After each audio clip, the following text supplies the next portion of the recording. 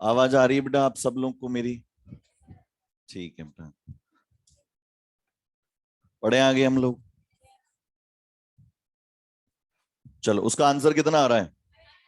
बहुत बढ़िया, बहुत बढ़िया। 100 किलो जूल, है ना? जूल्स में आ रहा है। ठीक है।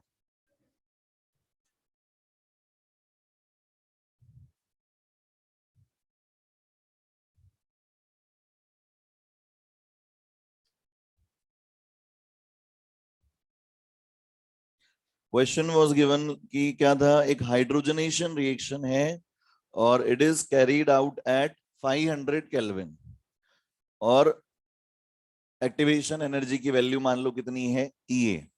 तो हमने क्या किया, इक्वेशन बना ली कि कोई भी रेट ऑफ रिएक्शन रही होगी log A minus EA divided by 2.303 R, और टेम्परेचर कितना है 500। कोई दिक्कत नहीं है। अब बोला गया the same reaction is carried out at same rate. Same rate मतलब कि क्या है, सेम। लॉग ए तो वही रहेगा, केवल कॉन्सेंट्रेशन से बदल रहा है, जो कि हम वेरी करते नहीं है जब टेम्परेचर में वेरिएशन करते हैं। ये activation energy decreased by 20 kilo joules, तो हमने क्या कर दिया, ई ए माइनस 20 कर दिया, ब्रैकेट लगा लेना, गलती हो जाती है फिर, divided by 2.303 R as it is रहा, और टेम्परेचर कितना आ गया आपकी बार 400। अब क्या कर दे बेटा, सब्ट्रैक्ट कर दो, ये 1 दे दिया इसको और ये नंबर 2, और हमने किया second minus first. Second minus first करने पर क्या होगा, लॉग के से लॉग के कैंसिल आउट, लॉग ए से log A cancel out, minus से माइनस कैंसिल आउट, और हम यहाँ लिख देंगे इधर तो ऊपर E A divided by 2.303 R into 500, और इधर आ जाएगा E A minus 20 divided by 2.303 R into 400।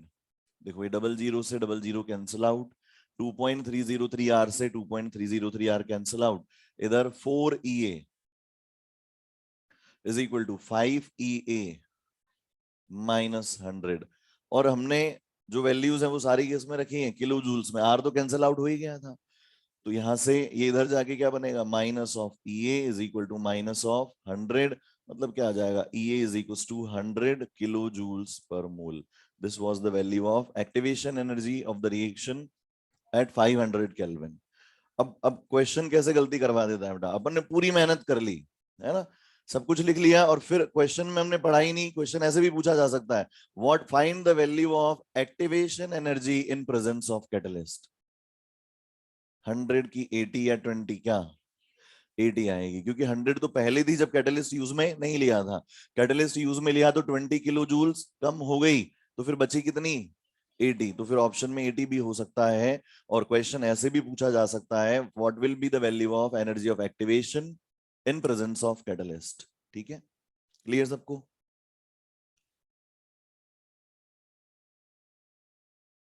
क्या बाहर पूछो बेटा, है ना? पढ़े आगे।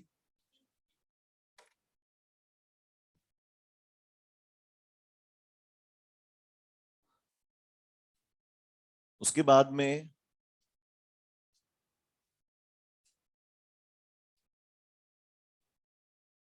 एलिमेंट्री रिएक्शंस की ही बात कर रहे हैं बेटा हम लोग, और इसमें डिफरेंट डिफरेंट टाइप्स की कुछ रिएक्शंस हैं जिनके बारे में हमें कुछ आइडिया लेना है सिर्फ, है ना?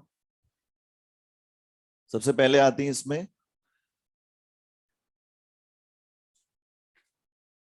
Consecutive reactions.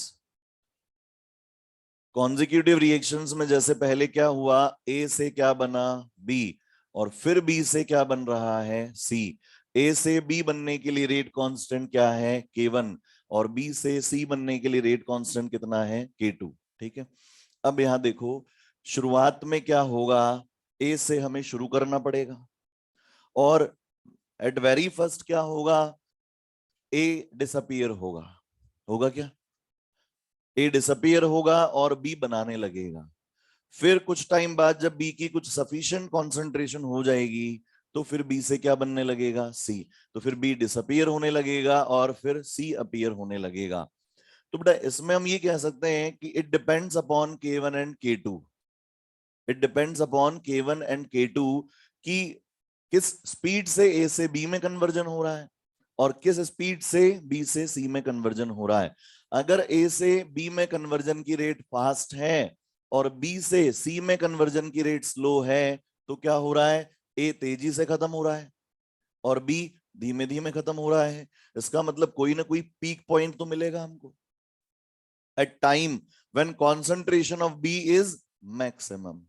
तो यहां पर एक क्वेश्चन पूछ लिया जाता है, डायरेक्ट क्वेश्चन है, अभी तक एक ही बार पूछा गया है पिछले 10 साल में, और वो भी पीएमटी में नहीं पूछा गया, अपने नीट में नहीं पूछा गया, जो स्टेट पीएमटीज हैं उनमें पूछा गया। तो इसमें आपसे पूछा जाता है time at which concentration of B is maximum. अब ऐसा नहीं है कि बी यहां लिखा हो तो भी हम बी की मैक्सिमम कॉन्सेंट्रेशन निकाल पाएंगे। बी की कॉन्सेंट्रेशन मैक्सिमम मतलब जो बीच में है उसकी मैक्सिमम कॉन्सेंट्रेशन निकालने के लिए अगर बात करनी है तो एक फॉर्मूला है, टाइम का फॉर्मूला निकाल रहे हैं, फर्स्ट ऑर्डर काइनेटिक्स है, because we are talking about elementary reactions, molecularity is equal to order of the reaction, है ना। तो यहां पर आता है 1/K1 minus K2 ln K1 divided by K2। यहां पर K1 और K2 की वैल्यूज आप पुट करेंगे तो आपको ये पता लगेगा कि वो कौन सा टाइम होगा जब कॉन्सेंट्रेशन ऑफ बी मैक्सिमम होगी। और ये डिपेंड किस पे करेगा, K1 और K2 पे। अगर K1 फास्ट है, मतलब K1 ज्यादा है K2 कम है, तो पहली रिएक्शन फास्ट दूसरी स्लो। और अगर K1 स्लो है K2 फास्ट है, तो फिर एक अलग टाइम मिलेगा जब कॉन्सेंट्रेशन ऑफ बी क्या होगी, मैक्सिमम। सिर्फ ध्यान में रखना है इतना सा। अब मान लो आपको 3 ग्राफ दिए हुए हैं, एक इस तरह से, एक इस तरह से, और एक इस तरह से। These are concentration versus time graph. और मान लो इसको नंबर 1 दे दिया है, इसको नंबर 2 दे दिया है, और इसको नंबर 3 दे दिया है। तो बताओ एक ही कॉन्सेंट्रेशन को कौन सा ग्राफ सही से रिप्रेजेंट कर रहा है।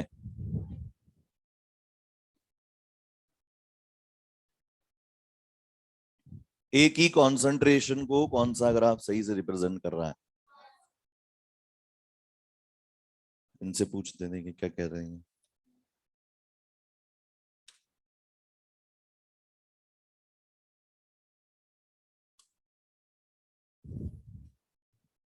हाँ, फर्स्ट वाला, बिकॉज कोई ना कोई कॉन्सेंट्रेशन हमें लेनी पड़ेगी, और ये पहला ग्राफ किसी न किसी थ्रेशोल्ड वैल्यू से शुरू हो रहा है।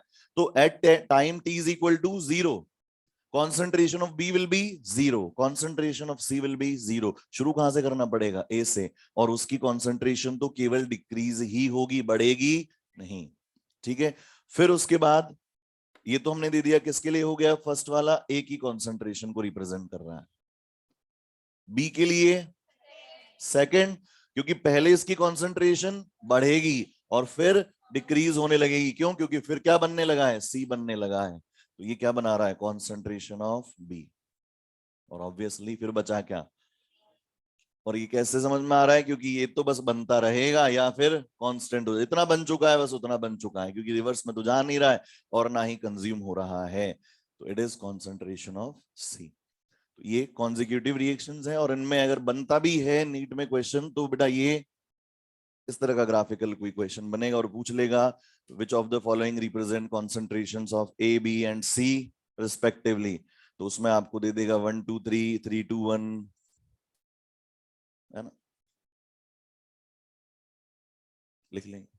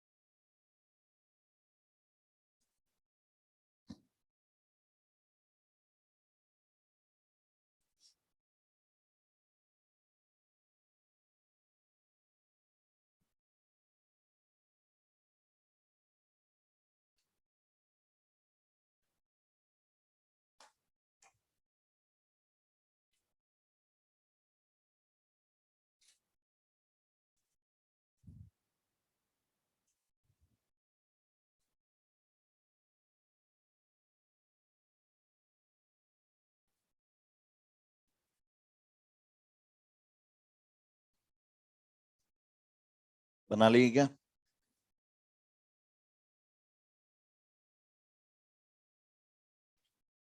किधर?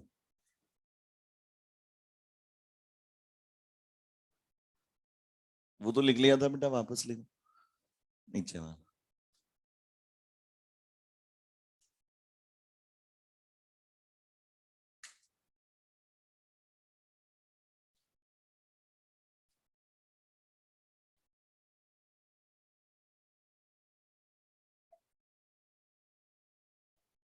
वी वी कैन नॉट से, पीक तो आएगा ही।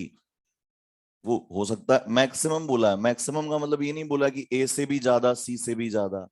उस रिएक्शन के ड्यूरेशन में सबसे ज्यादा बी किस टाइम पर रहेगा? It may be 2 molar, it may be 0.001 molar, it may be 5 molar, it depends upon the given values of K1 and K2। भाई बी एक तो टाइम ऐसा आएगा ना जब बी की वैल्यू को हम ये कह सकते हैं कि ये मैक्सिमम है। इस रिएक्शन में मैक्सिमम इतना बी आ सकता है, फिर उससे ज्यादा तो फिर कम ही होने लगेगा। उस पॉइंट की बात कर रहे हैं। मान लो पहली रिएक्शन बहुत फास्ट है, तेजी से बी बना के इकट्ठा कर दिया, और जो दूसरी रिएक्शन है वो स्लो है, वो धीरे धीरे कंज्यूम कर रही है। तो अब पहली रिएक्शन क्या हमेशा फास्ट रहेगी क्या? शुरुआत में फास्ट है, फिर तो स्लो होती चली गई, तो उसने बी का पाइल इकट्ठा कर दिया, और उसको धीरे धीरे कंज्यूम कौन कर रहा है? सेकंड वाला। तो जब बी कंज्यूम होने लगा और बी की मैक्सिमम वैल्यू हमें मिल चुकी थी, that is the point where T B maximum हमें मिल रहा है। तो फिर बेटा आप उसमें वैल्यू पुट करके देखो तो सही एक बार, अगर क्या आएगा। फिर तो जीरो आ गया ना बेटा, क्योंकि जैसे जैसे बन रहा है वैसे वैसे खत्म होता चला जाए। इधर से मशीन से ए से बी बन रहा है और उधर बी से सी बन रहा है, तो बी की वैल्यू बचेगी नहीं अपने पास में। It is a kind of situation जैसी क्या हो रहा है, मतलब फिर तो हम यही बोलेंगे ना ए और बी सीधा सी बना रहे हैं। अगर K1 और K2 सेम रह गए तो फॉर्मूला में वैल्यू पुट करके देखो बेटा, जीरो आ जाएगा। तो हम क्या बोल रहे हैं? ए से जितना बी बन रहा है उतना ही वापस से सी बन रहा है, तो बी एग्जिस्ट ही कहां कर रहा है फिर? आगे लिखो।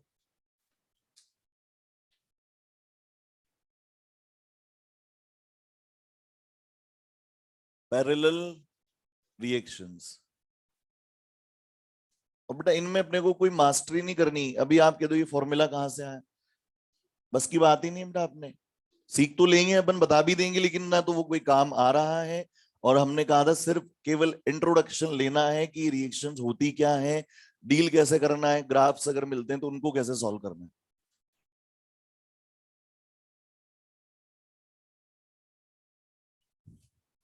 पैरेलल रिएक्शंस में जैसे नाम से पता लग रहा है कि आप क्या बना रहे हैं, ए से बी बना रहे हैं और ए से सी भी बना रहे हैं। और ए से बी बनाने के लिए K1 और ए से सी बनाने के लिए K2। तो बेटा यहाँ ए दो तरफ डिसअपीयर हो रहा है, एक बी बनाने के लिए और एक सी बनाने के लिए। तो अगर आपको यहां पर पूछा जाता है overall value of rate constant, या बेसिकली ओवरऑल रेट कांस्टेंट कितना होगा, ओवरऑल रेट कांस्टेंट के, that will be equal to K1 plus K2 के इक्वल आएगा। और आपसे पूछा जाए परसेंटेज ऑफ बी, या परसेंटेज ऑफ बी फॉर्म्ड, कितना परसेंट बी फॉर्म होगा? बी के लिए कांस्टेंट कितना है? K1। तो K1 upon K1 plus K2, या overall rate constant multiplied by 100, and percentage C formed is equal to K2 divided by K1 plus K2 multiplied by 100। ये direct formulas हैं जो हमें ध्यान में रखने हैं। That's it.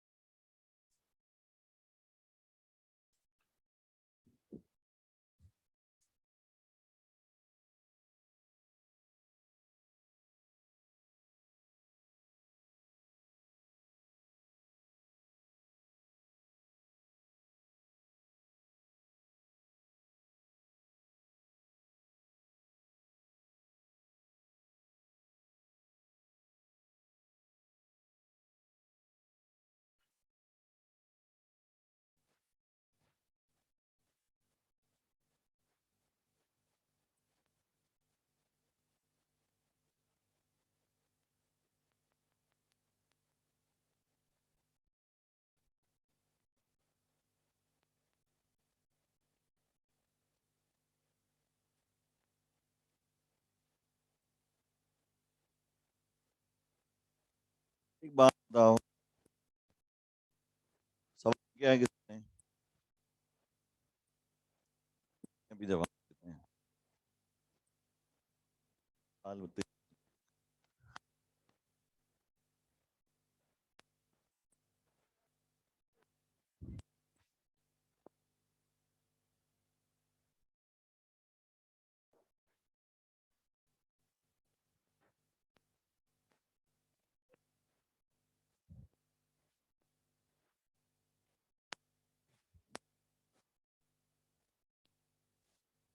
बैटरी वगैरह क्या है?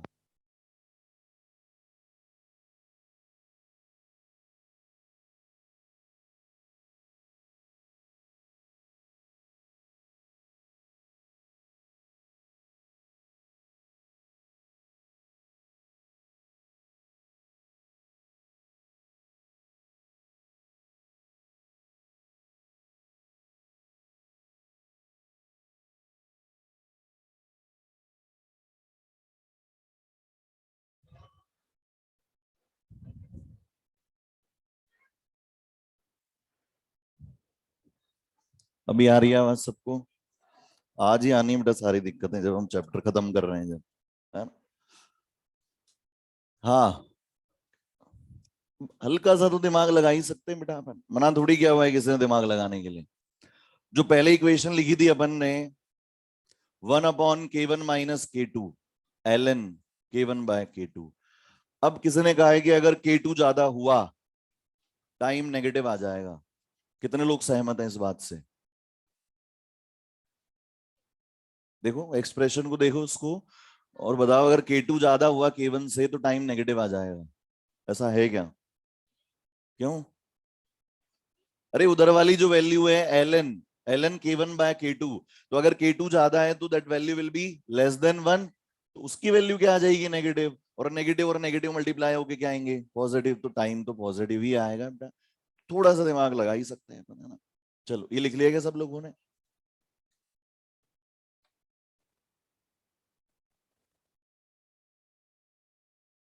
उसके बाद में बेटा सबसे important, that is reversible reactions. इस पे क्वेश्चंस मिलते भी हैं और हमें करने भी हैं।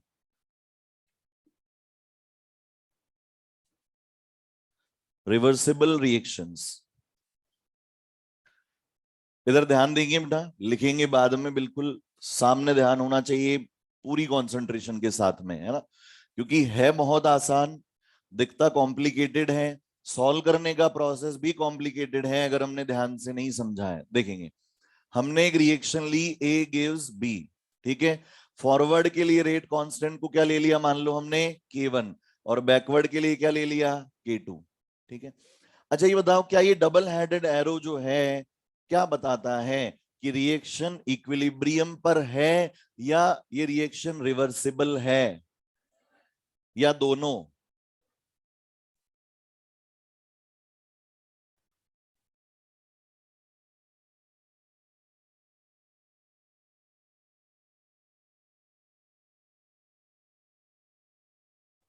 दोनों नहीं है बेटा। This kind of reaction may reach to the equilibrium. Only reversible reactions can attain equilibrium. तो ये सिर्फ ये बता रहा है कि it is a kind of reversible reaction. अगर ये एरो लगा हुआ है तो सिर्फ ये इंफॉर्मेशन मिल रही है कि ये एक रिवर्सिबल रिएक्शन है और ये इक्विलिब्रियम पर पहुंच सकती है।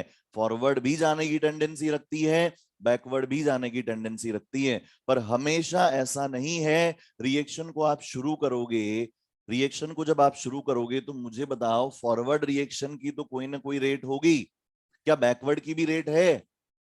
जीरो है।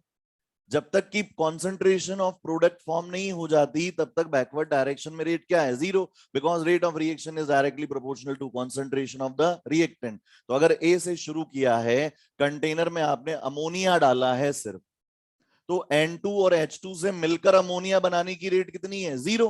T is equal to zero पर धीरे धीरे क्या हो रहा है?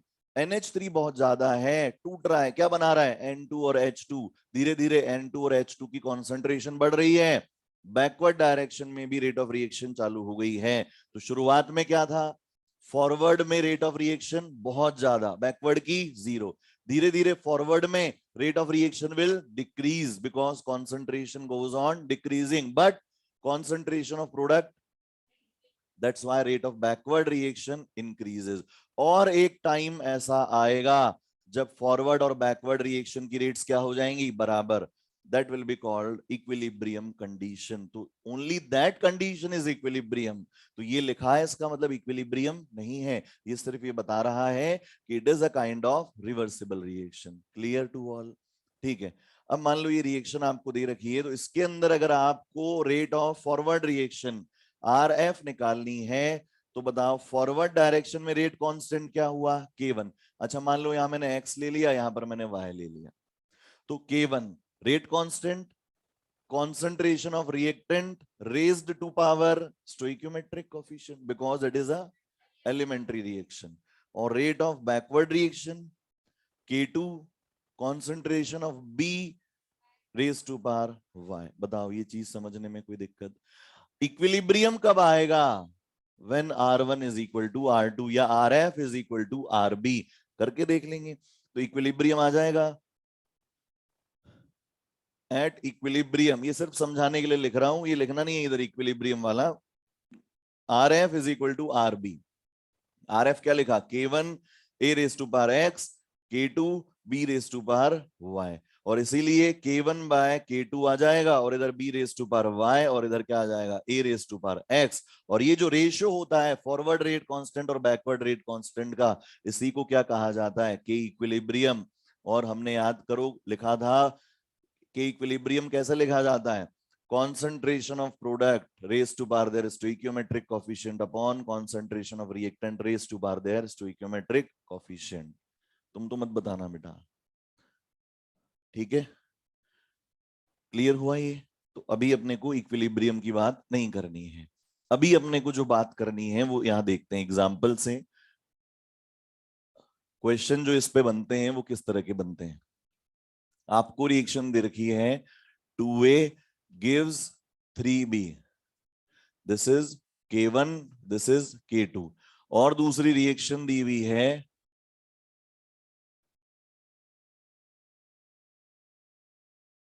A plus C gives D, और इसके लिए दिया हुआ है K3, और आपसे कहा है find overall rate of disappearance of A। Find overall rate of disappearance of A। अब ध्यान दें, पहली रिएक्शन में A आ रहा है, जिस जिस रिएक्शन में A है, चाहे वो रिएक्टेंट साइड हो या प्रोडक्ट साइड हो, हमें उससे मतलब है, ठीक है। इस रिएक्शन में A आ रहा है। अच्छा फॉरवर्ड में क्या हो रहा है, A डिसअपीयर हो रहा है, बैकवर्ड में अपीयर हो रहा है, क्योंकि रिवर्सिबल रिएक्शन है, दोनों ही बात करनी पड़ेगी।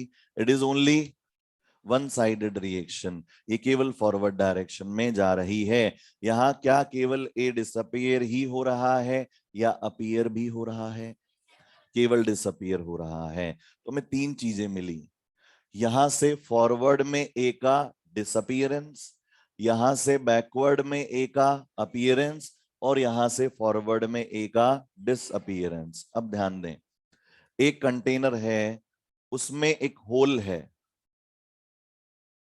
ना, और उसमें से 10 ml पर सेकंड पानी बाहर निकलता है कांस्टेंट रेट से, पर सेकंड 10 ml, और आप उसमें भरने लगे हुए हैं 30 ml पानी पर सेकंड भरने लगे हुए हैं। उसमें एक होल है जिसमें से 10 ml पानी ड्रेन आउट होता चला जा रहा है, और कंटिन्यूअसली आप उसमें 30 ml पानी पर सेकंड भर रहे हैं। Overall rate of filling of that container कितनी है, 20 ml ही इफेक्टिवली, क्योंकि भरा आपने 30 लेकिन निकल गया कितना 10, तो ओवरऑल पर सेकंड उसमें कितना वॉल्यूम बढ़ रहा है, 20 ml बढ़ रहा है, that is the rate. Clear है क्या? बिल्कुल वैसे ही आपको क्या पता लगाना है, ओवरऑल रेट ऑफ डिसअपीयरेंस। तो ए डिसअपीयर यहां भी हो रहा है, ए डिसअपीयर यहां भी हो रहा है, तो ये तो टोटल डिसअपीयरेंस आ जाएगी, और उसमें से अगर हम अपीयरेंस को माइनस कर दें तो क्या हम पहुंच पाएंगे overall rate of disappearance of A पर। क्लियर है बात सबके? अब वहां तक कैसे पहुंचना है? अब जब भी इस तरह की रिएक्शन हो तो इस तरह की रिएक्शन में पहले तो फॉरवर्ड रिएक्शन को कंसीडर करो और जिस जिससे हमें मतलब है उसको लिख लो। फॉरवर्ड डायरेक्शन में बताओ, रेट ऑफ डिसअपीयरेंस ऑफ ए को रेट ऑफ रिएक्शन के साथ कैसे लिखा जा सकता है?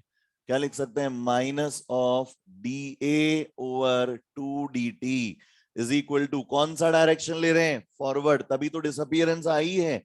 क्या लिखेंगे? K1 A raised to power 2, that is the rate of forward reaction. बोलो ऐसा लिख सकते हैं क्या? यहां से क्या आ जाएगा? हमें डिसअपीयरेंस ही तो निकालनी है। Minus D A by D T is equal to 2K1A², इसको दिया नंबर 1। बोलो कोई डाउट इसमें किसी भी तरीके का? मैं अगला क्वेश्चन तुम लोगों से करवाऊंगा बेटा, और सबकी कॉपीज में आंसर आने चाहिए फिर, है ना? तो इसीलिए डाउट आ रहा है तो पूछ लो, फिर से सुन लो। हाँ, जब भी स्पेशल ऑर्डर की या डिफरेंट टाइप के मैकेनिज्म की हम जो बात कर रहे हैं, ये सब एलिमेंट्री में ही बात करनी है। और इवन कॉन्जिक्यूटिव और पैरेलल जो बात कर रहे हो, they are even without stoichiometric coefficient. यहां तो फिर भी स्टोइकियोमेट्री आ रही है, वहां स्टोइकियोमेट्रिक कोफिशिएंट भी नहीं लेना, ठीक है? क्योंकि स्टोइकियोमेट्रिक कोफिशिएंट लेने से तो सब कुछ ही खेल बदल जाएगा, अभी बताऊंगा उसके बारे में भी, पहले ये समझो।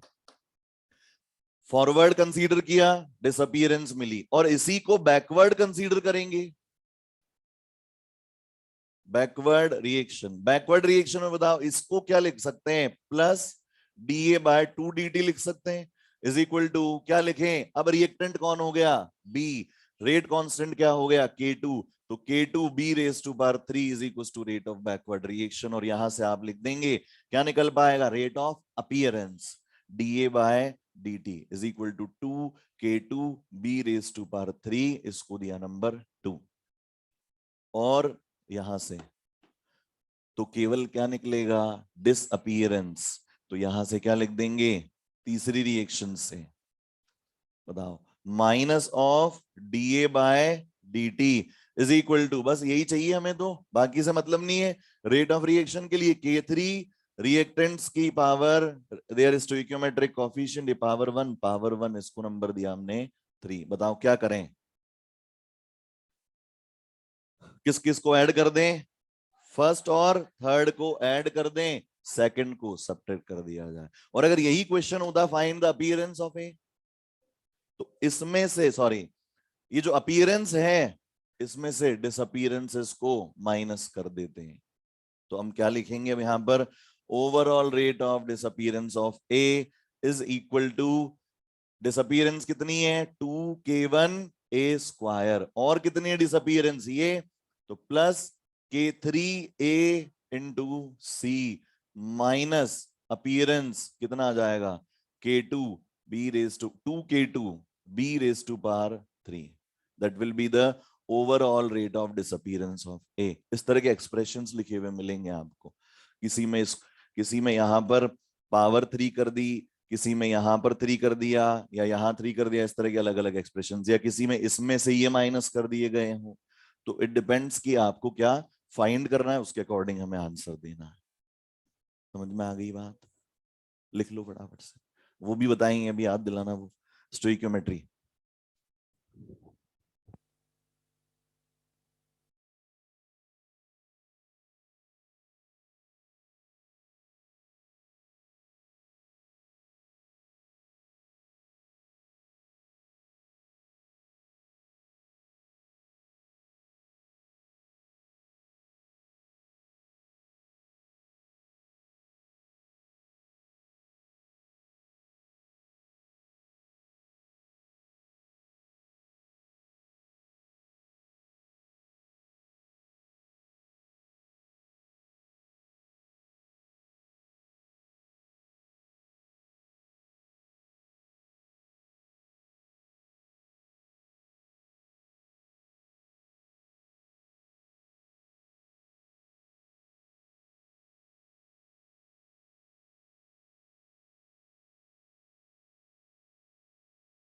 और बेटा इसके क्वेश्चन मॉड्यूल में तो नहीं मिलेंगे आपको, टेस्ट पेपर्स में जरूर मिलेंगे, आने वाले टेस्ट पेपर्स में धीरे धीरे, है ना?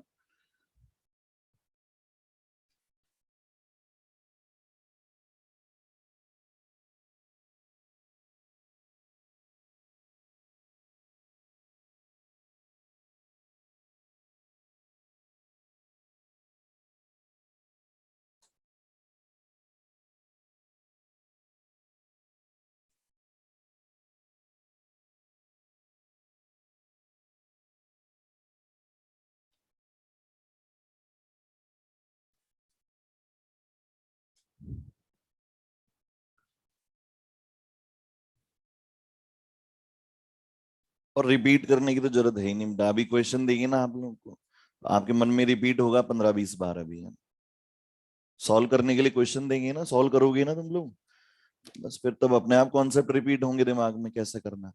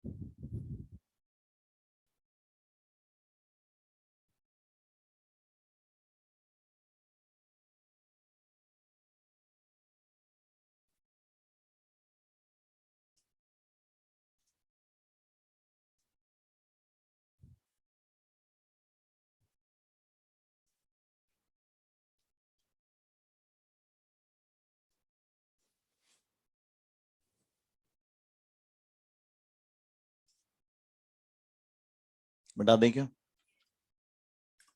इधर वाला मिटा देते हैं, उसको फिर से समझा देंगे एक बार, लेकिन पहले वो देख लो स्टोइक्योमेट्री लेना है या नहीं लेना है। भाई इनमें तो लेना है, अपने को एलिमेंट्री बोला गया है बेटा। हमने फर्स्ट ऑर्डर रिएक्शन पढ़ी थी, याद हो तो, उसमें आपने क्या लिखा था, rate of reaction is equal to minus D A by D T is equal to K A raise to power 1। अब सोचो अगर यहाँ स्टोइक्योमेट्रिक कोफिशिएंट होता, भले कोई बात नहीं, हो सकता है ऑर्डर फिर भी 1 हो, क्योंकि ऑर्डर तो एक्सपेरिमेंटली कैलकुलेट किया जाता है ना, और तब तो हमने कहा नहीं कि हम सिर्फ एलिमेंट्री पढ़ रहे हैं, we are talking about elementary और कॉम्प्लेक्स व्हाट एवर रिएक्शन में बी गिवन टू यू। तो अब उस केस में अगर यहाँ स्टोइक्योमेट्रिक कोफिशिएंट 2 होता, तो हमारा फॉर्मूला वो थोड़ी आता जो हमें मिल रहा है। क्यों? क्योंकि हमें मिलता फिर 2a गिव्स b, और यहां पर आप लिखते minus of D A divided by 2dt is equal to K A raise to power 1। और जब आप इसको सिंप्लीफाई करते तो क्या मिलता, डी ए डिवाइडेड बाय ए, इसका इंटीग्रेशन कर दे 0 से t तक, और इधर क्या मिलता, माइनस ऑफ 2k 0 से t dt। बोलो रिजल्ट वेरी कर जाता क्या, के साथ 2 मल्टीप्लाई हो जाता क्या? तो फॉर्मूला क्या मिलता, इधर से तो क्या मिला था अपने को, ln ए, ये माइनस था ना, तो इधर माइनस को इधर ले आए तो ln A not divided by A T is equal to K T मिल रहा था। क्या मिलता, 2 kT मिलता। नहीं समझ पा रहे, दिख रहा है ना, ये 2 आ जाता, ये 2 इधर मल्टीप्लाई में जाता तो के साथ 2 चिपक जाता, तो फिर अब हमें जहां भी लिखना होता 2 kT लिखना रहता। तो इसीलिए आपने स्टोइक्योमेट्री को कंसीडर वहां भी नहीं किया है, और जो पैरेलल और कॉन्जिक्यूटिव है उनमें भी कंसीडर नहीं करना है। चलो क्वेश्चन देते हैं तुम लोग को, इसको देख लिया है क्या तुम लोगों ने? ध्यान दें, आपको ओवरऑल रेट ऑफ डिसअपीयरेंस पूछा है, तो पहले पता लगाओ ए डिसअपीयर कहां कहां हो रहा है, इसमें भी फॉरवर्ड में और इसमें भी फॉरवर्ड में। इसके लिए फॉरवर्ड के लिए हमने क्या लिख दिया, ये minus D A by D T, that is the rate of reaction with respect to A, is equal to K rate constant concentration of reactant raised to power their stoichiometric coefficient। ये disappearance यहां से आई, और यहां से forward में rate of reaction in terms of A क्या आएगा, minus D A by 2dt because 2 is the stoichiometric coefficient is equal to k1 rate constant concentration of A raise to power 2। अब हमें चाहिए क्या, minus D A by 2dt या minus D A by dt, तो इसीलिए इस 2 को इधर भेज दें, इसीलिए ये 2k1 a raise to power 2 आया। सिमिलरली बैकवर्ड डायरेक्शन में अपीयर भी हो रहा है, और हमें अपीयरेंस को हटा देना है क्योंकि ओवरऑल रेट ऑफ डिसअपीयरेंस चाहिए, इसलिए बैकवर्ड डायरेक्शन कंसीडर किया, तो फिर ये क्या बन गया, प्रोडक्ट बन गया, और इसकी टर्म्स में क्या लिख पाएंगे, plus D A by 2dt, और ये रेट कांस्टेंट बैकवर्ड के लिए k2, बैकवर्ड में रिएक्टेंट b और उसका कोएफिशिएंट 3। लेकिन फिर से हमें क्या चाहिए, plus D A by D T या plus D A by 2dt, plus D A by D T, इसलिए 2 को इधर भेज दिया, तो ये 2k3 b raise to power 3 आया, और उसके आगे जो हुआ वो तो आपको पता ही है बेटा। अब ये क्वेश्चन सॉल्व करके बताएंगे।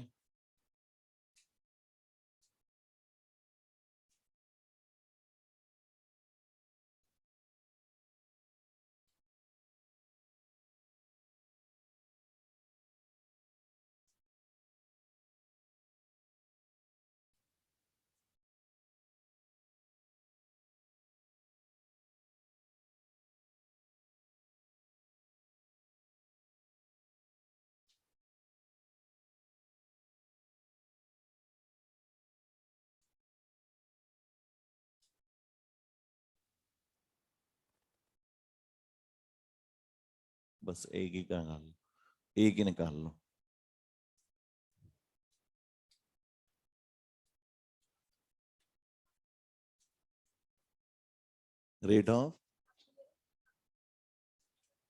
रेट ऑफ अपीयरेंस निकालना होता तो जो अपीयरेंस है उसमें से जो जो डिसअपीयरेंसेस हैं उनको माइनस कर देंगे, दोनों माइनस होते, फिर ये जो है ना इसमें ओवरऑल पूरा माइनस से मल्टीप्लाई होगा।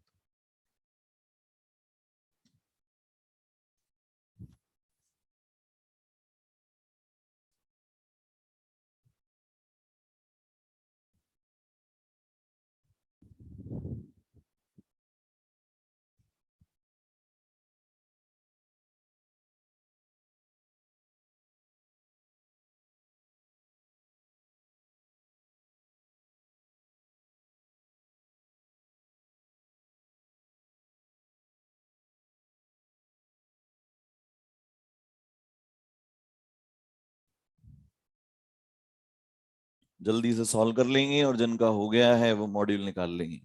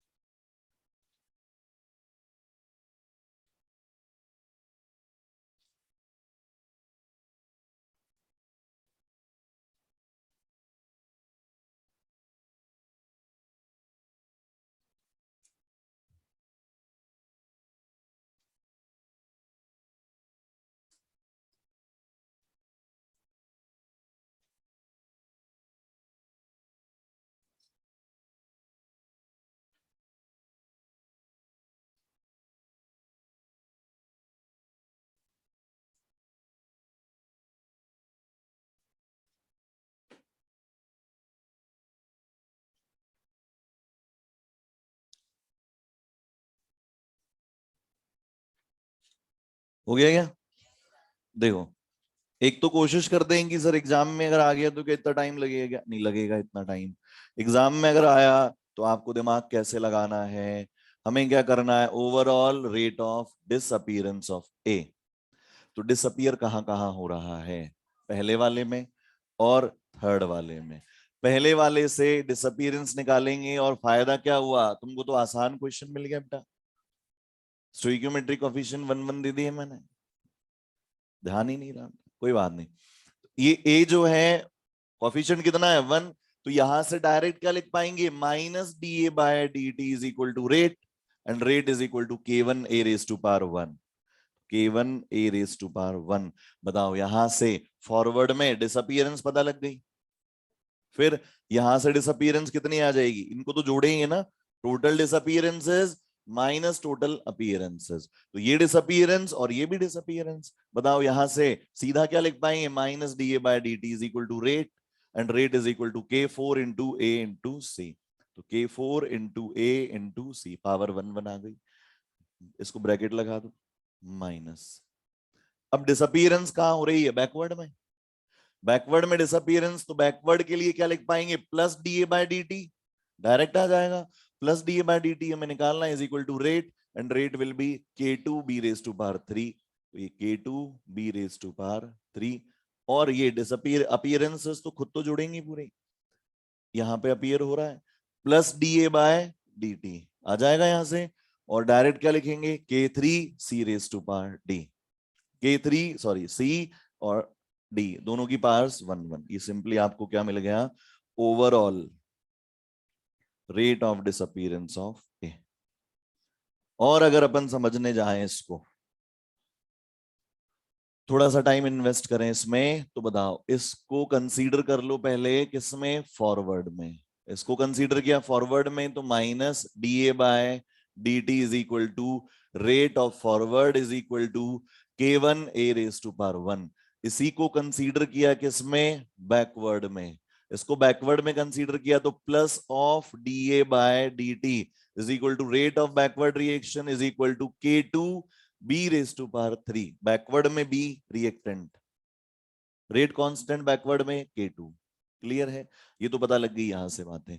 ये plus D A by D T पता लगा, ये minus D A by D T. और इस रिएक्शन से क्या पता लगेगा, plus of D A by D T, क्योंकि ए क्या है, प्रोडक्ट, और फॉरवर्ड में ही जा रहा है, तो K3 C की पावर वन और D raise to power one. ये भी मिल गया अपने को। और इस रिएक्शन से minus of D A by D T is equal to K4 A raise to power one C raise to power one. अब बताओ नेगेटिव वाले या डिसअपीयरेंस कौन कौन सी है, ये वाली, ये और ये दोनों डिसअपीयरेंसेस हैं। दोनों को जोड़ दें, टोटल डिसअपीयरेंस और टोटल अपीयरेंस कौन सी हो गई, ये दोनों बची हुई। तो टोटल डिसअपीयरेंस ये रही, माइनस अपीयरेंस ये रही। ठीक है ना बात। और अगर समझ में आ गया है तो फटाफट से सी के लिए बता दो, है ना। Overall rate of disappearance of C, बहुत आसान।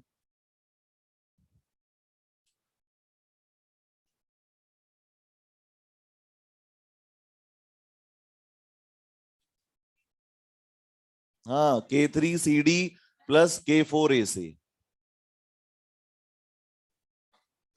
सी दोनों ही केस में डिसअपीयर हो रहा है। पहले केस में फॉरवर्ड में डिसअपीयर हो रहा है, तो रेट, या इसको लिख दे plus of D C by D T, sorry minus of D C by D T is equal to K3C into D. और दूसरे केस में minus of D C by D T is equal to K4A into C. बस,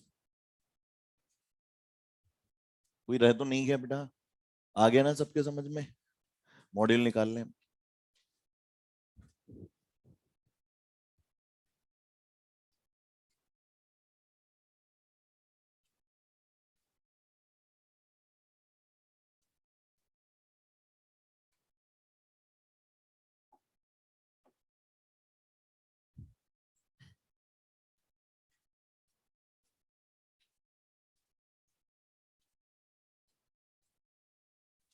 हाँ, page number 49 निकाल ले बेटा। हो गए थे क्या, ये तो कर लिए थे अपन ने। बिगिनर बॉक्स 3 तक कर लिए थे अपन ने ना। उसके बाद इलस्ट्रेशन नंबर 13, पेज नंबर 52।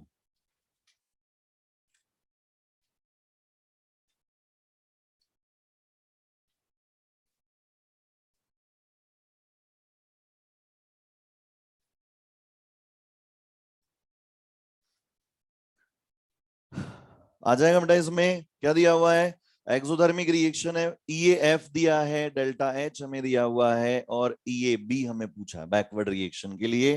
तो इलस्ट्रेशन नंबर 13 में डेल्टा H इज 20, EAF कितना है 80, और माइनस EAB, ये वैल्यू निकाल लेना, आंसर आ जाएगा। दूसरी रिएक्शन में क्या दिया हुआ है, एक्टिवेशन एनर्जी दे रखी है, रिवर्स रिएक्शन के लिए EA दे रखा है, और हमें क्या पूछा है, डेल्टा H। तो डेल्टा H पता लगा लेंगे, क्या आ जाएगा, EAF माइनस EAB। ये दिख रहा है क्या होगी, एक्सो, क्योंकि डेल्टा H क्या आएगा, नेगेटिव। तो 32 माइनस 58। क्वेश्चन नंबर 15 कर लिया अपन ने क्लास में। एंडोथर्मिक में हमेशा EA greater than delta H, और एक्सो में कुछ भी, जैसा क्वेश्चन नंबर 16 में है इलस्ट्रेशन। किसने कहा ये एक्सो है, अच्छा एक्सो है तो फिर डेल्टा H माइनस 20 लेना पड़ेगा अपने को बाय डिफॉल्ट। फिर ये मैग्नीट्यूड दिया हुआ है और एक्सो का है, तो फिर माइनस 20 लें आप इसको, है ना। क्वेश्चन नंबर 17 हो गया। उसके बाद में इलस्ट्रेशन नंबर 18, 10 डिग्री 250 डिग्री है ना, कर लिया अपन ने। For a reaction temperature coefficient is 2, then calculate activation energy. Temperature coefficient 2 दिया हुआ है, मतलब difference in K T plus 10 divided by K T, और बाय डिफॉल्ट अगर टेम्परेचर नहीं दिया हो कितना लेना है 25 डिग्री सेल्सियस, तो log of K2 by K1 is equal to EA divided by 2.303 R bracket 1/298 is the initial temperature, और यहां से बढ़ाएंगे कितना आ जाएगा 308, सॉल्व कर लेंगे। और ये रेशियो कितना दिया हुआ है 2, temperature coefficient is the ratio of rate constants, ratio of rate constant मतलब K2 बाय K1, और इसकी वैल्यू कितनी है 2, बाय डिफॉल्ट 2। और उसके बाद क्वेश्चन नंबर 80 हो गया, डायरेक्ट क्वेश्चन है ये, वैसा ही पहले किया था जो, नहीं sorry, question number 20 page number 56 हो जाता है ऊपर नीचे हल्का फुल्का इधर उधर निकल जाता। ए से बी में एक्टिवेशन एनर्जी कितनी है 17, और हीट ऑफ रिएक्शन एक्सो है, फिर से ध्यान रखें -40 लगा लें, हो जाएगा 21। ऐसा क्वेश्चन हमने क्लास में किया था क्या, log k वर्सेस 1/t, वो क्या था ln k वर्सेस 1/t, और उसका स्लोप कितना आता है, उसका तो -EA/R आता है, और इसका क्या आएगा -EA/2.303 R, बस हो गया काम। 22 कर लेना, पावर में 100 - 10 divided bye 10, 90 divided by 10, 2⁻⁹। Question number 23 हो गया, और क्वेश्चन नंबर 24 है ना, ये आपको कंफ्यूज करने के लिए दिया है ताकि यहीं कंफ्यूज हो जाओ तो एग्जाम में नहीं हो। 18 और 24 देख लो, एक में बोला इंक्रीज्ड 250 डिग्री, और एक में क्या इंक्रीज्ड बाय 50 डिग्री, किया था अपन ने ऐसा। बिगिनर बॉक्स 4 क्वेश्चन नंबर 1 हो गया। 2 यहां पे ध्यान रखना +38 kilo calorie, it is the heat is the product of the reaction, है ना, बोल सकते हैं अपन heat is the product of reaction, मतलब रिएक्शन में हीट रिलीज हुई, then delta H will be with the negative sign, ध्यान रखना। अगर डेल्टा एच अलग से दिया हुआ हो और प्लस लगाया हुआ हो तो समझ जाएंगे एंडो है, बट रिएक्शन में प्रोडक्ट में हीट मिल रही है मतलब heat is release, delta H will B negative. Question number 3 और 4, उसके बाद एक्सरसाइज में आ जाए। एक्सरसाइज में हमने 1 में कर लिए थे 77 तक, उसके बाद क्वेश्चन नंबर 78 सबका 79, 80, 80 वाला देख लो बेटा, इसमें हम एग्जैक्ट वैल्यू नहीं निकाल सकते, आपको क्या बोला गया है K1 and K1 is found to be double of that of K2, तो क्या बोला गया K1 is equal to double of K2, यही बोल रहा है। इसकी जगह पे क्या लिख देंगे AE⁻⁻ और इधर आ जाएगा 2AE⁻⁻ है ना।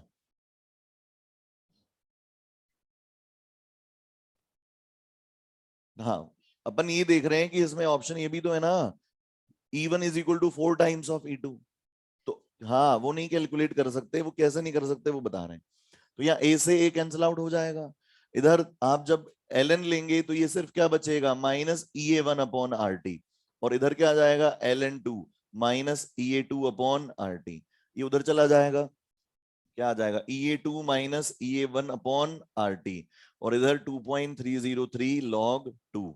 अच्छा, इन दोनों का डिफरेंस नहीं निकाल पाएंगे बेटा हम, क्यों, क्योंकि R तो चलो हम रख देंगे, हमें टेम्परेचर नहीं गिवन है, तो EA और E2 में एग्जैक्ट डिफरेंस नहीं पता लगा पाएंगे, लेकिन हमें पता है जिसकी रेट ऑफ रिएक्शन ज्यादा है उसकी एक्टिवेशन एनर्जी कम है, तो इस बेसिस पे अगर K1 ज्यादा है तो फिर उसकी एक्टिवेशन एनर्जी कम है।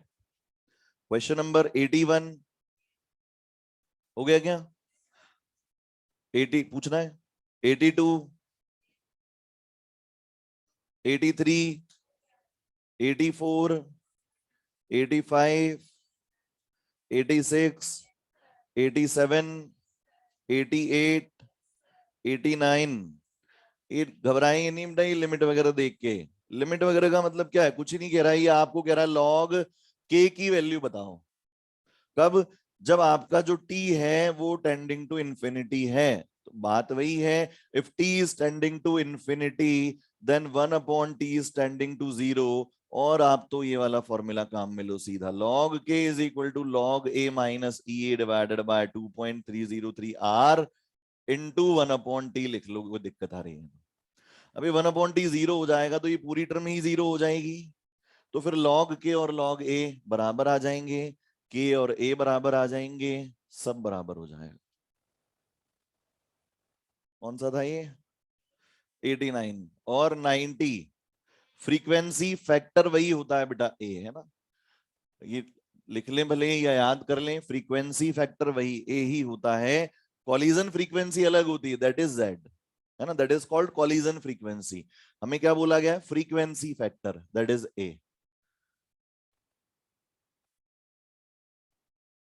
ठीक है, अब बताओ यहां पर भी क्या कर रहा है, टेम्परेचर को इनफाइनाइट ले जा रहा है।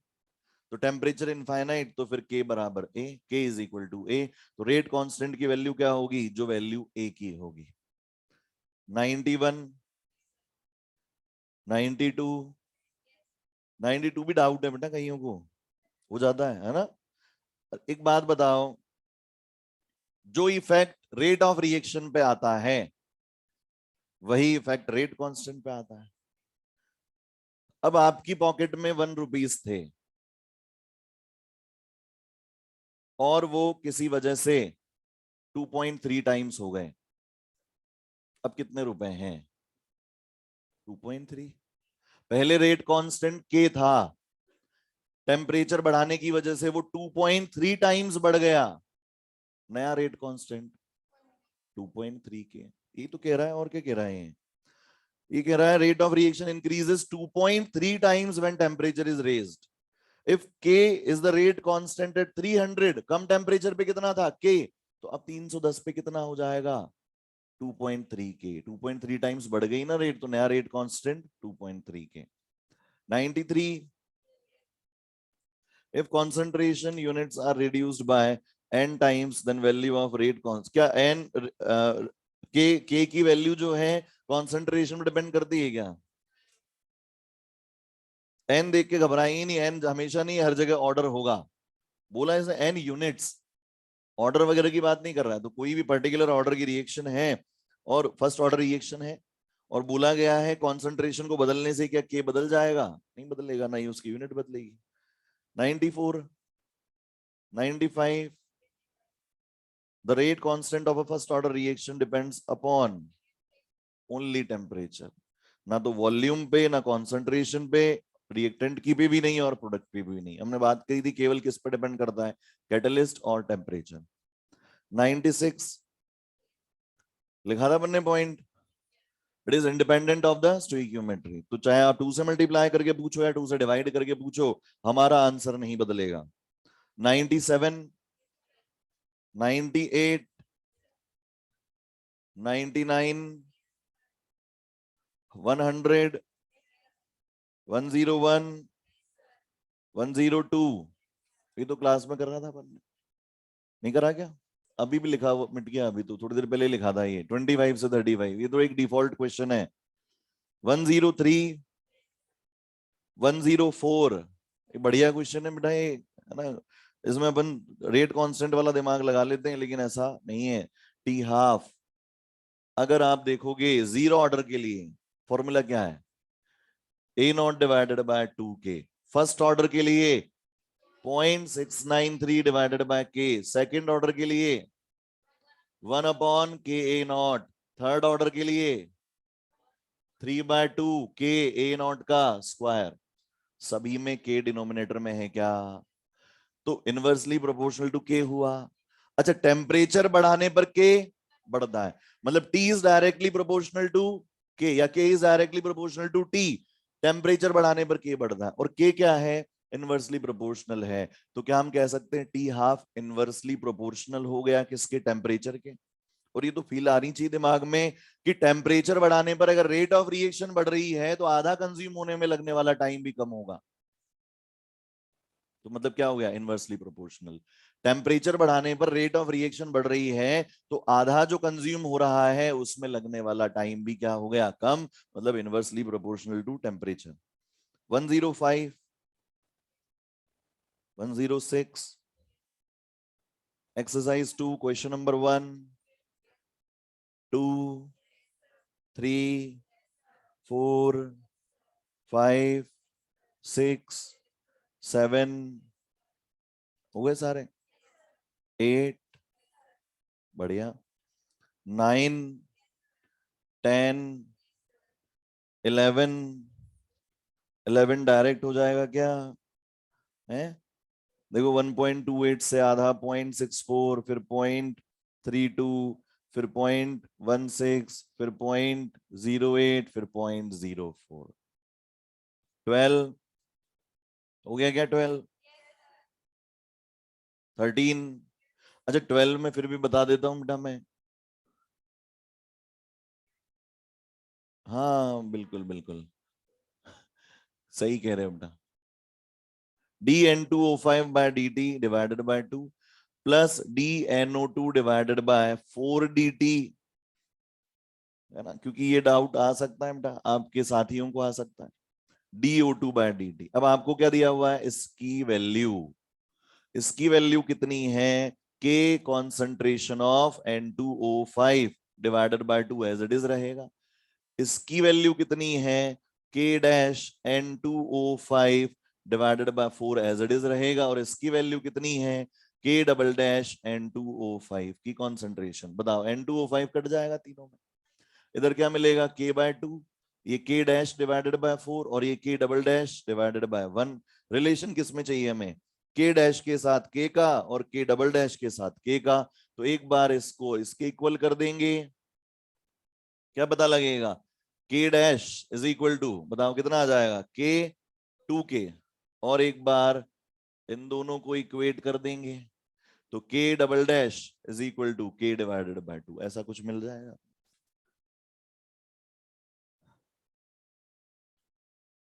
13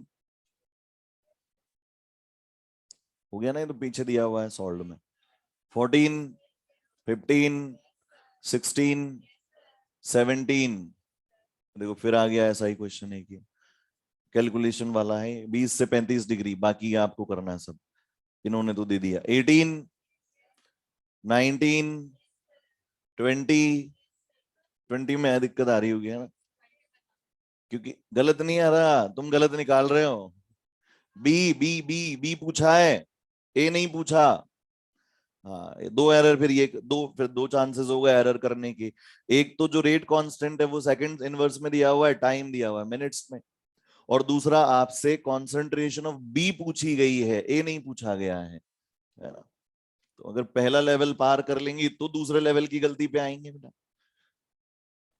तो पहले तो आप ये देखो कि रिएक्शन क्या हो रही है, ए गिव्स बी, ये इनिशियल कितना है 5 और ये कितना है 0, तो 5 माइनस एक्स और ये एक्स किस पे, टी इज इक्वल टू 0 और ये T is equal to 20 minute पे, तो हमें क्या चाहिए, एक्स ही तो चाहिए, कॉन्सेंट्रेशन ऑफ बी आफ्टर, बस, तो फिर A not minus A T is equal to X और X is equal to K into T, K कितना है 0.6, अरे बात वही है, ये मैं डायरेक्ट लिख रहा हूँ बेटा, है ना, फिर ये मत सोचना पता नहीं क्या लिख दिया सर ने, ये है ना, K T is equal to 0.6 into 10⁻³ और टाइम कितना है 20 × 16, बस, तो ये दो जीरो से इसको गायब कर दें बेटा, ये कितना मिलेगा 0.6 इंटू और ये 1.2 और ये कितना आ जाएगा 0.72, 0.72 खत्म हुआ, प्रोड्यूस कितना हुआ 0.72।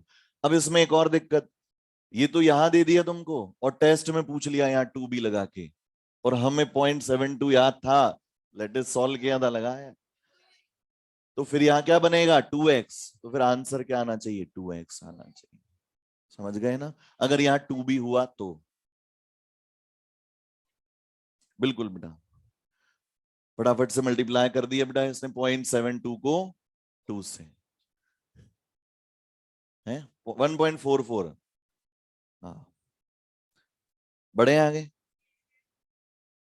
21, 22, 23, 23 में बेटा फिर से ध्यान से समझ लें, ये पार्ट जो है वो एड्सॉर्प्शन में डिटेल में डिस्कस किया जाएगा। यहां हम सिर्फ इतना समझेंगे कि ये मान लो एक सरफेस है और ये पूरा का पूरा खाली है, यहाँ कोई एड्सॉर्प्शन नहीं हुआ है। तो शुरुआत में जब प्रेशर बढ़ाया जाएगा तो पूरी सरफेस खाली है, केवल क्या हो रहा होगा, एड्सॉर्प्शन। और धीरे धीरे जब सरफेस ऑक्यूपाई हो चुकी होगी तब क्या होगा, डीसॉर्प्शन होगा। तो इनिशियली केवल क्या हो रहा है, एड्सॉर्प्शन। तो रेट ऑफ एड्सॉर्प्शन किसके प्रोपोर्शनल है, सरफेस एरिया, क्योंकि surface area is acting as reactant. उसी पे जाके तो रिएक्ट कर रहा है ये, उसी पे जाके तो एड्सॉर्ब हो रहा है। तो जैसे जैसे प्रेशर बढ़ाएंगे वैसे वैसे एड्सॉर्प्शन बढ़ता रहेगा। तो directly proportional eight low pressure. लो प्रेशर पे डायरेक्टली प्रोपोर्शनल, और हाई प्रेशर पे पूरी सरफेस ऑक्यूपाई हो चुकी है, एक इक्विलिब्रियम आ जाता है। Rate of adsorption becomes rate of equal to rate of डीसॉर्प्शन।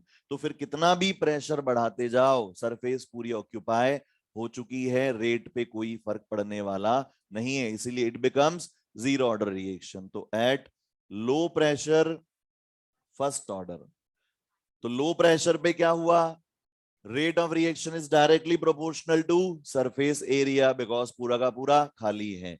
और हाई प्रेशर पे it becomes zero order reaction because rate of reaction becomes constant, complete surface is covered, rate of adsorption becomes equal to rate of desorption. तो इसका answer आ जाएगा क्या, लो pressure पे first order है, होगी। क्यों, क्योंकि rate is proportional to surface coverage, क्योंकि पूरी सरफेस खाली है। 24 कराए तो क्लास में अपन ने ऐसा ही तो किया था, सेम क्वेश्चन अपन ने क्लास में, नहीं अलग किया था, हमने किया था वो आगे दिया हुआ है। 25,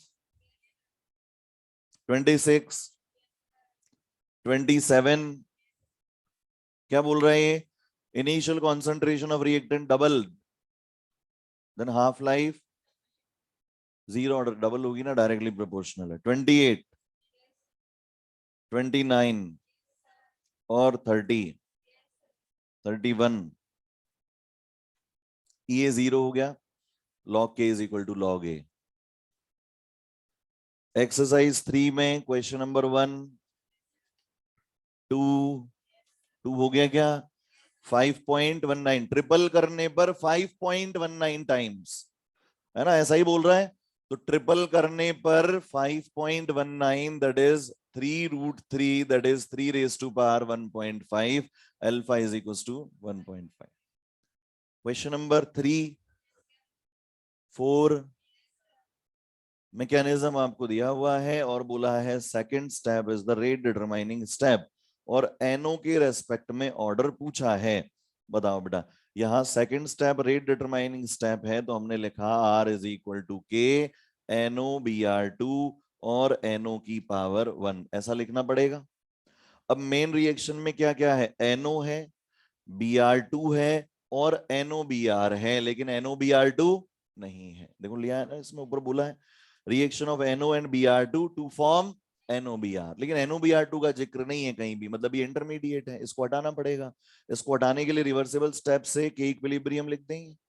के इक्विलिब्रियम क्या आ जाएगा, NOBr2 divided by NO into Br2, और यहां से जब आप इसको हटाएंगे इसकी वैल्यू निकालेंगे तो इसकी वैल्यू कितनी आएगी, NOBr2 is equal to K equilibrium into NO into Br2।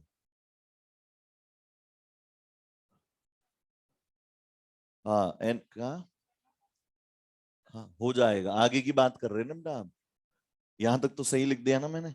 चलो फिर यहां से ये वैल्यू उठा के हम यहाँ रख देंगे, तो ये R इज इक्वल टू के इक्विलिब्रियम NO Br2 और साथ में कौन है NO, पावर कितनी आ जाएगी 2, 5,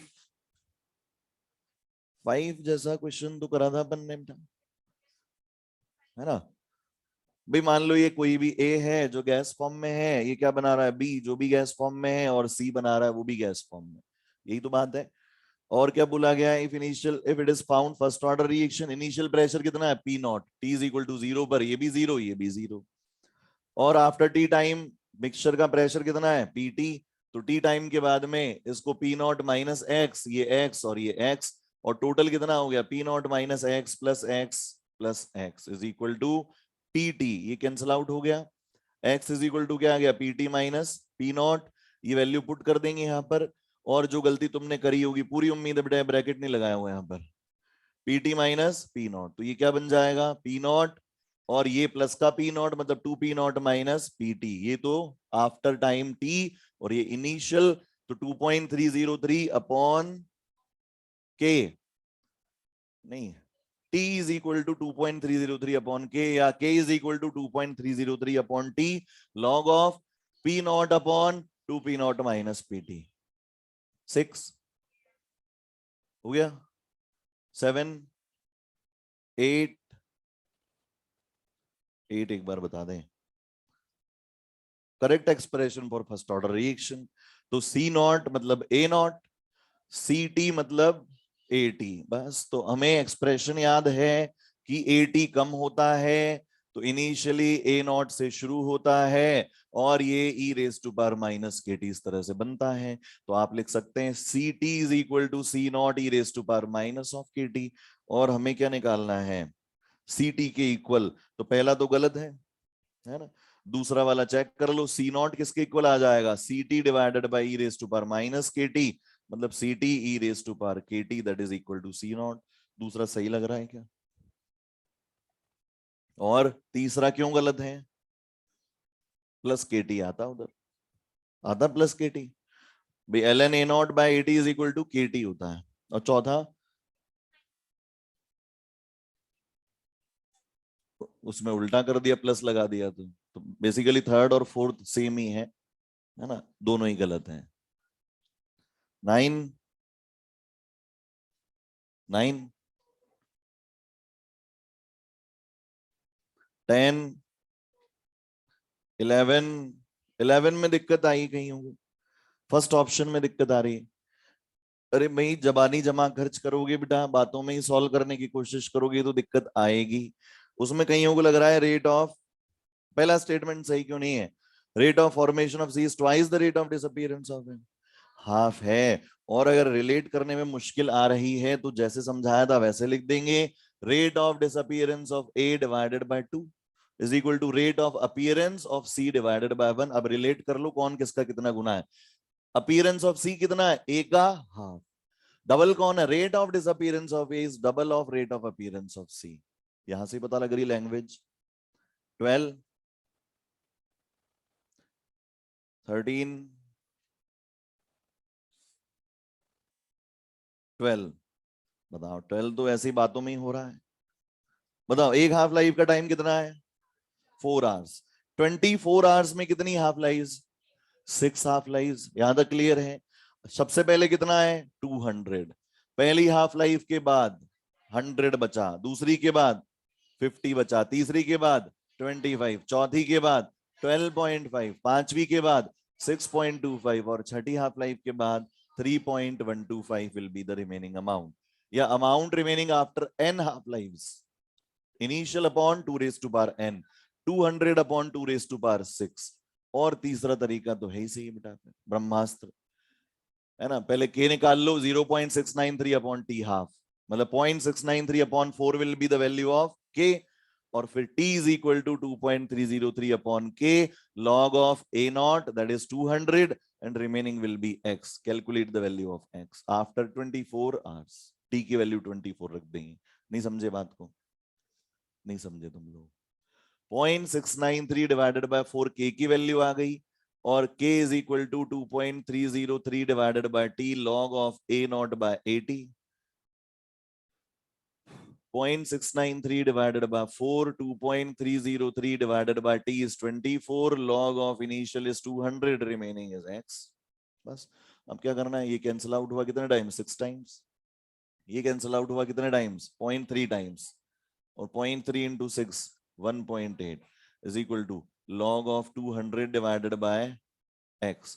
इसको दोनों तरफ एंटी लॉग लेना पड़ेगा, क्यों ही जाना है बेटा ऐसे रास्ते, जब अपने को डायरेक्ट ही पता लग रहा है, फिर भी जाना है तो चले जाओ।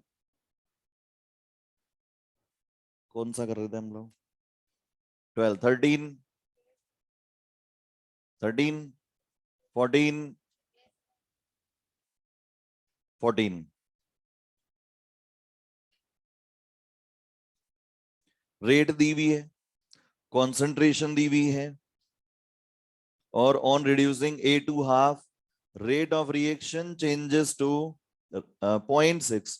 ऑर्डर बताने के लिए बातें कर रहा है क्या ये इस तरह की? भाई ये जो बातें कर रहा है कि कॉन्सेंट्रेशन कितनी थी 2.2, तो रेट कितनी थी 2.4, तो आप तो बना लो R is equal to K A raise to power N मान लो, है ना। और क्या बोल रहा है, जब A की कॉन्सेंट्रेशन कितनी थी 2.2 मिलीमोलर थी, तो रेट कितनी थी 2.4 थी, और रेट कितनी हो गई 0.6 कब, जब कॉन्सेंट्रेशन A की हाफ कर दी गई 1.1 कर दी गई।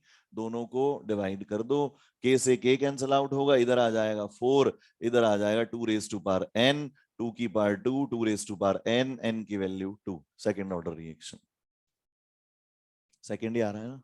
हाँ, 15, 16, 17, 17, 18, 19, 20, 21, 22, 23, 22।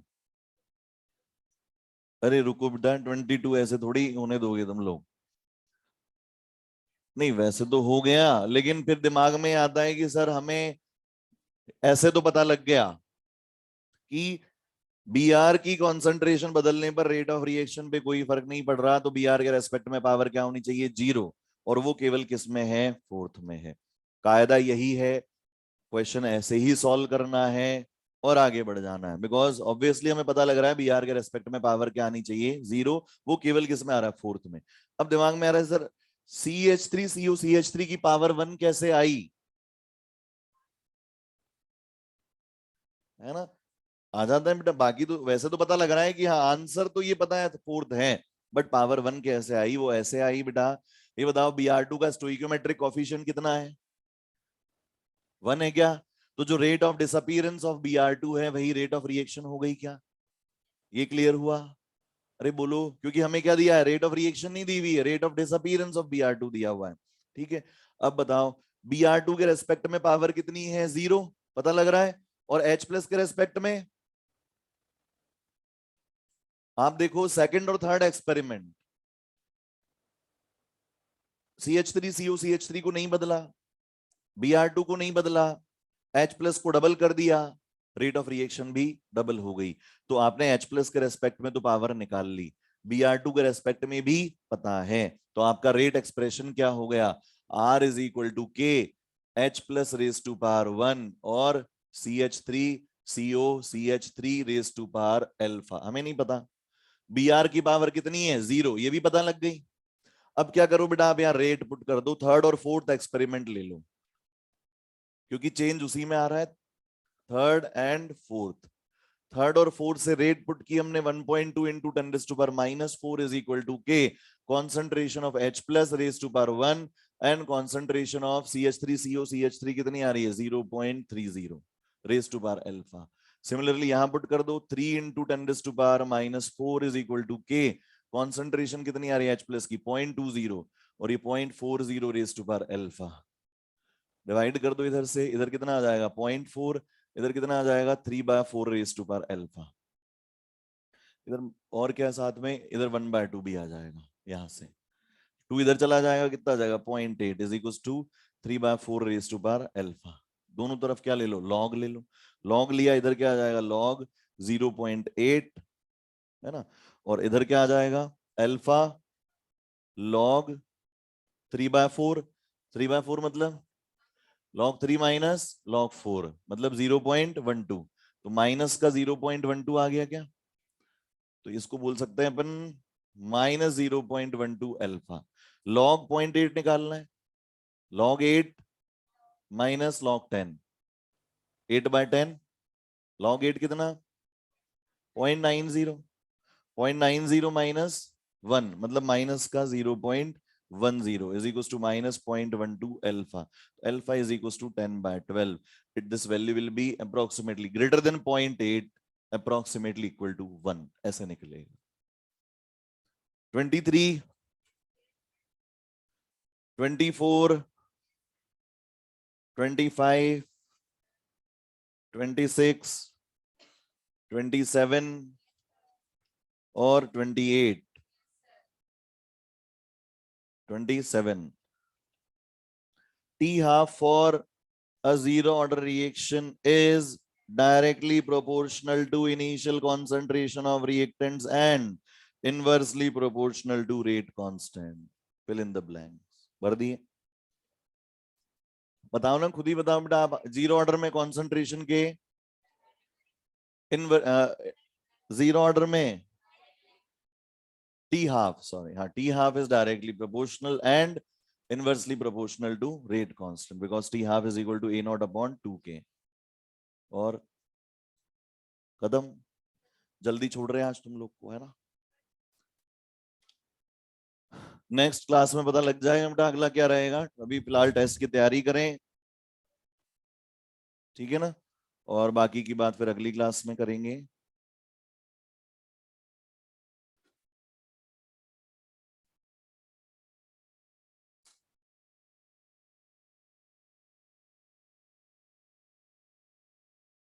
स्टेरिक फैक्टर क्या होता है? Steric factor, probability factor is called steric factor, ठीक है ना? चलो।